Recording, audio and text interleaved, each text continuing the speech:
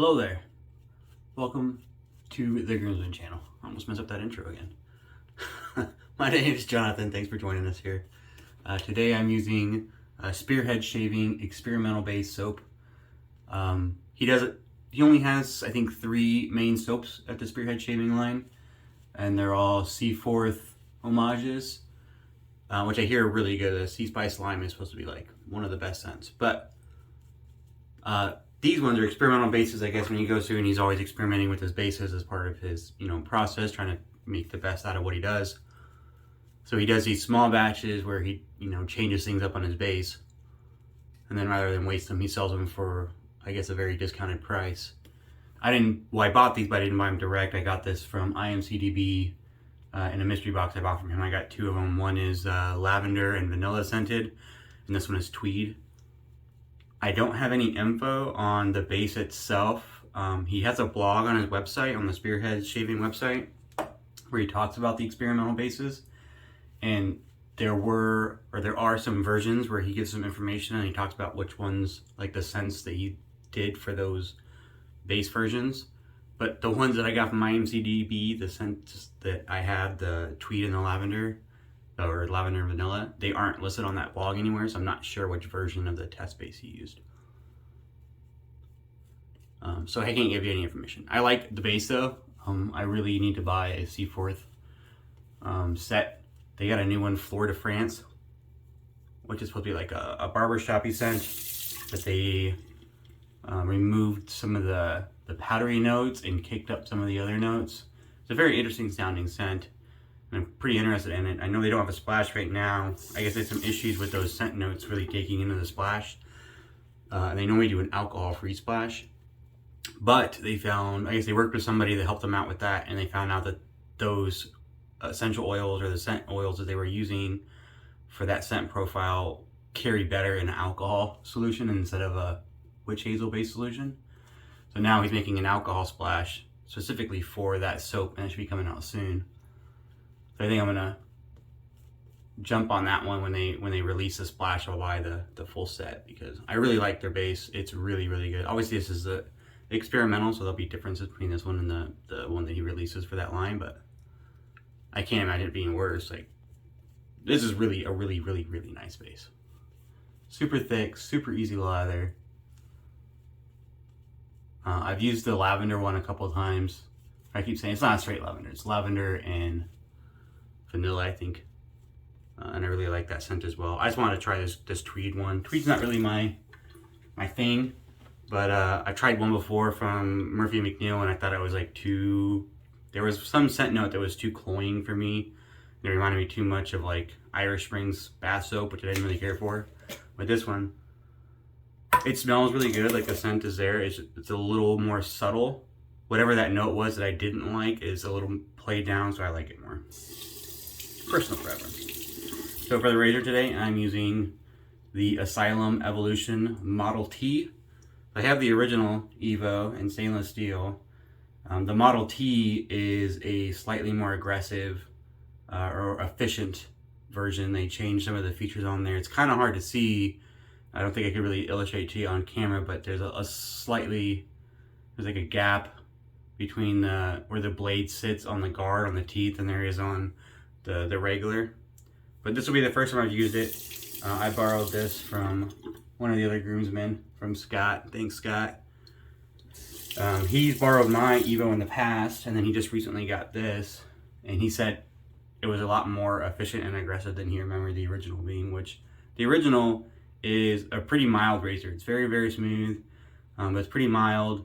It does leave some behind. It's not like a BBS type razor. It's a good everyday shaver because you're not going to get a lot of irritation from it, but I always kind of wish it was a little bit more efficient, so I'm hoping I get more efficiency, but a comfortable efficiency. I have a Schick, one of the new Schick double-edged blades. I've been using those exclusively now for a couple weeks.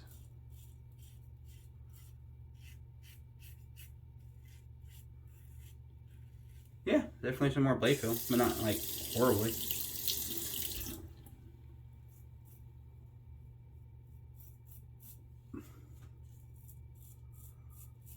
They discontinued this razor before anyone goes out and starts looking for it. I mean, you could find one on the buy sell trade page every now and then.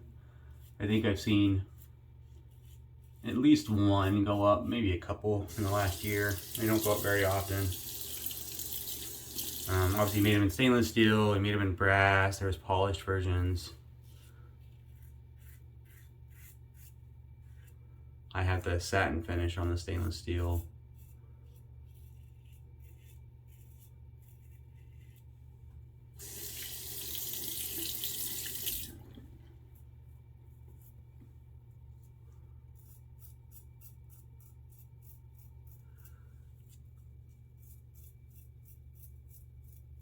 So far I'm liking it. I'm liking these Schick blades in like every razor I put it in.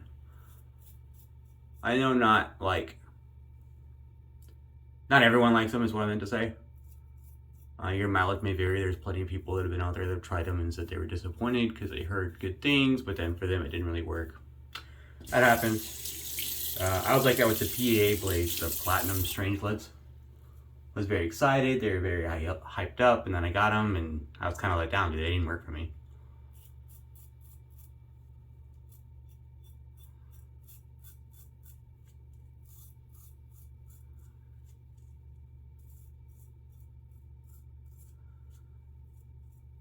But these ones work fine. I used one in the 6S the other day on plate 6 and felt like a brand new razor. It was so good.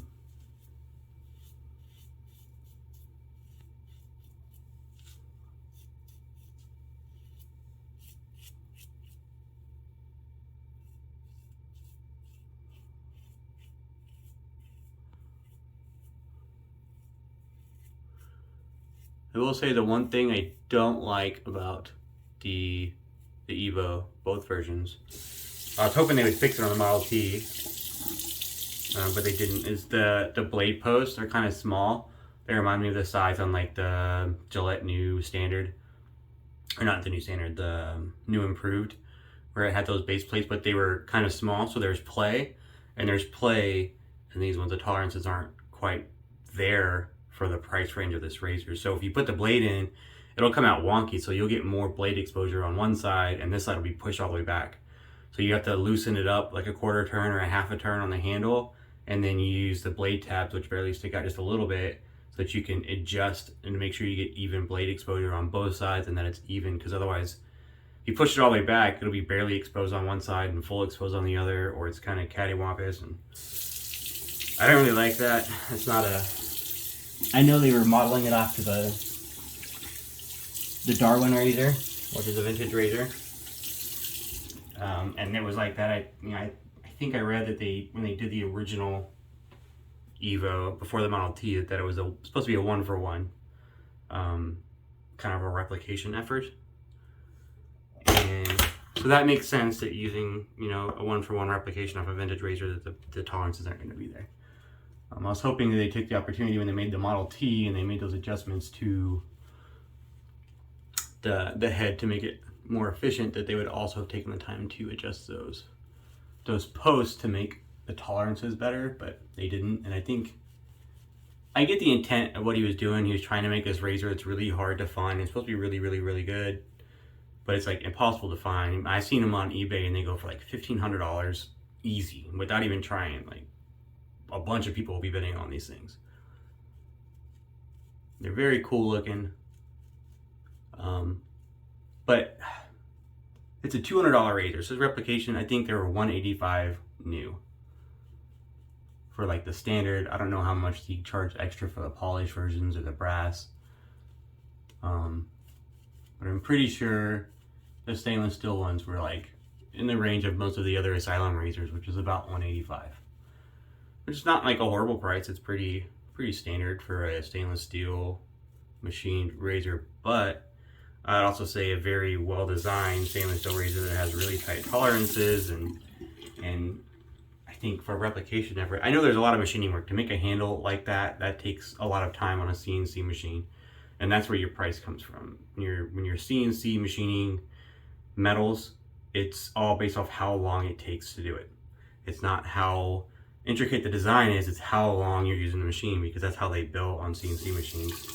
if you take an hour to build one razor, it's going to cost you a lot, or you can build 60 razors in an hour because your design only takes a minute to machine. That's going to be significantly more cost effective. So I know that will drive up price, the CNC machining of a very intricate handle design, or the head design itself. And this is interesting. The handle screws all the way through the base plate into the top cap, and it kind of sticks out the top cap. So those things all, you know, they're all machining efforts, so I all get that they contribute to the cost factor, but still, for like a $185 razor, I expect more tolerances. I shouldn't have to fiddle with it to make sure that it's exposed properly or aligned properly so I don't cut myself. I mean, I expect that when I use a Gillette razor that's, you know, 100 years old, 110 years old, and I'm using a new standard or a new deluxe or a new improved or whatever, I expect that I need to check those blade posts and make sure that my blade alignment is set, because that razor is old and the tolerances of the machining that they had back then weren't as efficient. But that's my gripe with the razor. Otherwise, I really like it. I think the design is really cool. I think the going through the top cap and screwing into the top cap is pretty neat. It does limit your ability to change handles, which is, it takes it away completely. But I don't mind that with this razor because I really like the handle. I like the stainless steel one a little bit better. I like the length on the XL, so it's got like the longer handle. But the machining on the stainless steel, the edges are a little bit more prominent. They're pretty rounded on the brass. I assume it's just because of the different metal types, so it made it more rounded. I think I like those nice crisp lines on the stainless steel one. But I'm like nitpicking at that point. The handle length, I could take it or leave it. I like the short one. This one feels a bit more standard, the handle size. But I don't mind it either. It's not like overly long. It's just longer compared to the original.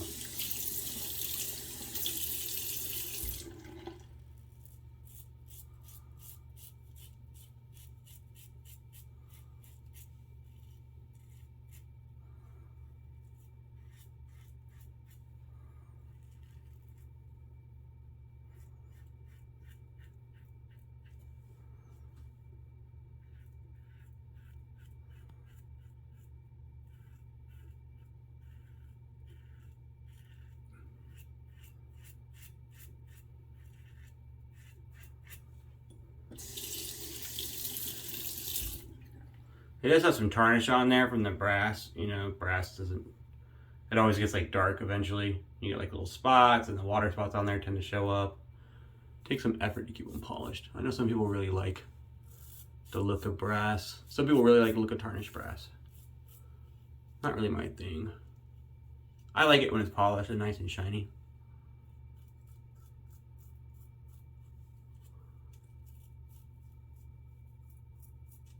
I appreciate the way it looks tarnished, like that dark kind of aged look. I get why people like it, but it's not really my thing.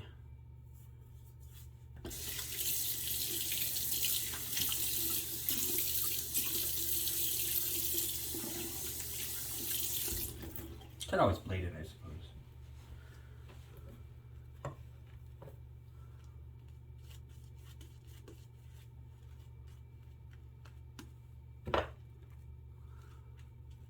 I really like this base. The residual slickness is tops.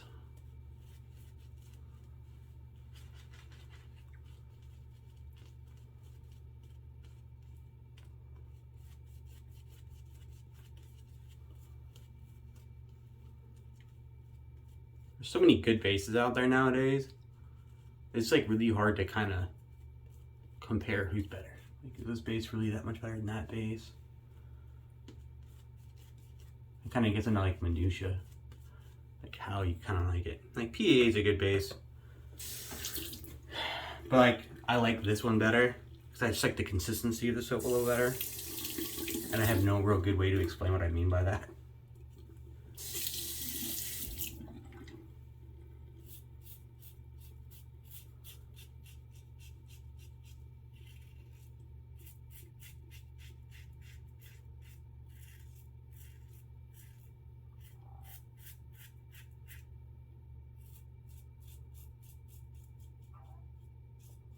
So far, I'm really liking this razor.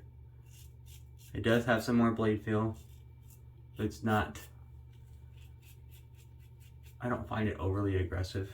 It's not like Blackbird level of efficiency. Well, that's not what I meant. I'm not saying it's not efficient.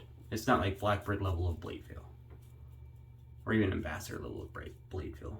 It's just more than the original. I think it feels pretty comfortable. Feels like it's more efficient. Definitely feels like it's more efficient.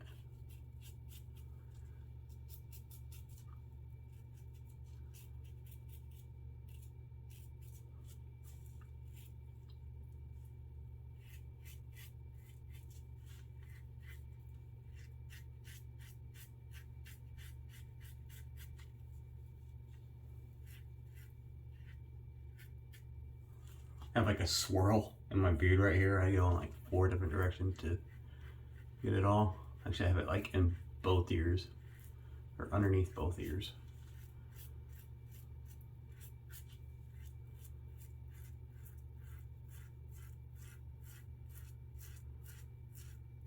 So my beard goes down, and then away, and then up. Beard mapping is weird.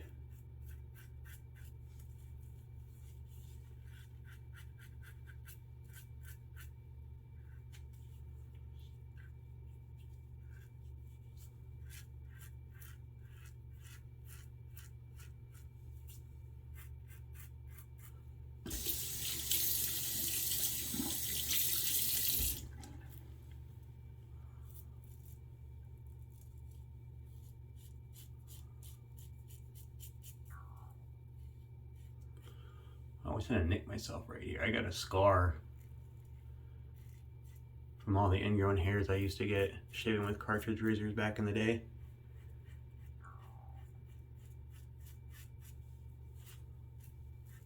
And that scar tends to get nicked often.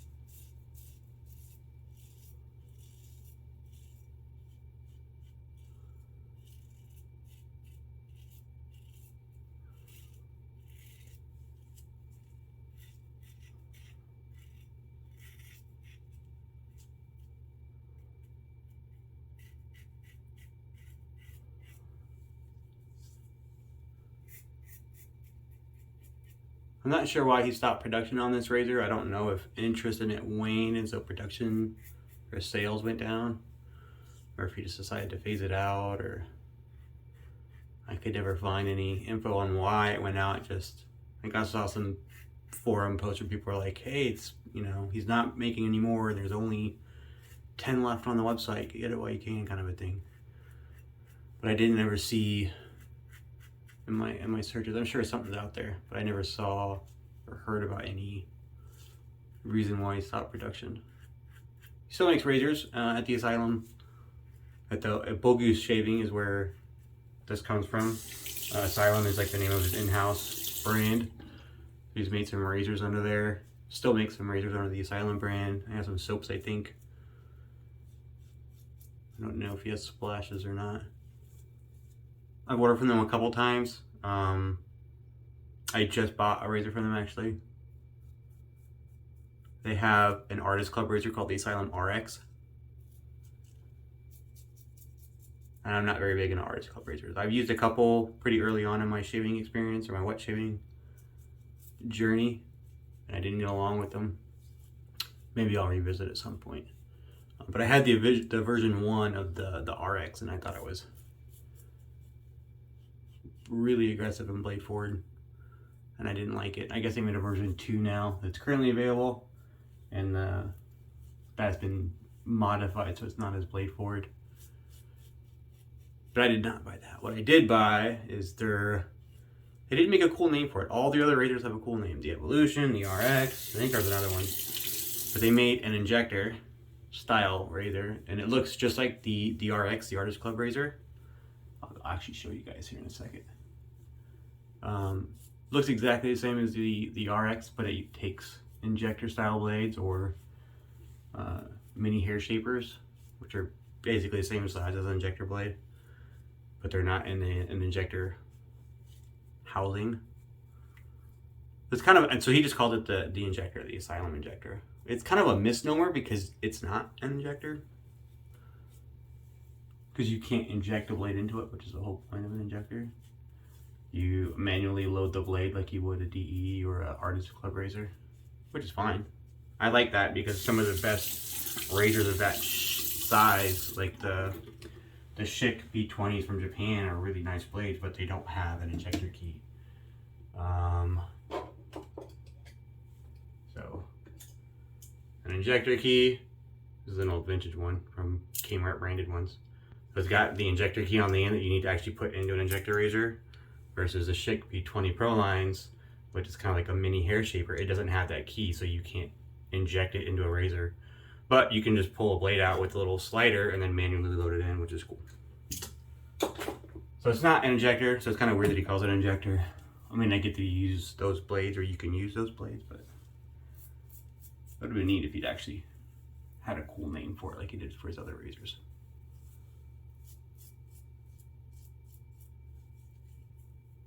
Oh, Weaver. That was a pretty good shave. Alright, I'm going to do a quick cold water rinse. We'll come back, do some post shave, and talk a little bit more. Alright, I'm back. Thanks for sticking with me. Obviously, since the CF4 is an experimental base, I don't have a matching splash. There's plenty of companies that make a tweed scented splash and soap if you wanted that.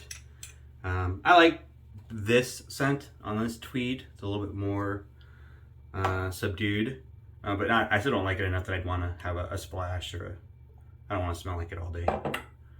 But so I don't have a matching splash. So I'm using PAAs, F-bombs. Actually, I think it's discontinued now, which is a shame. It's Tom Ford's Effing Fabulous.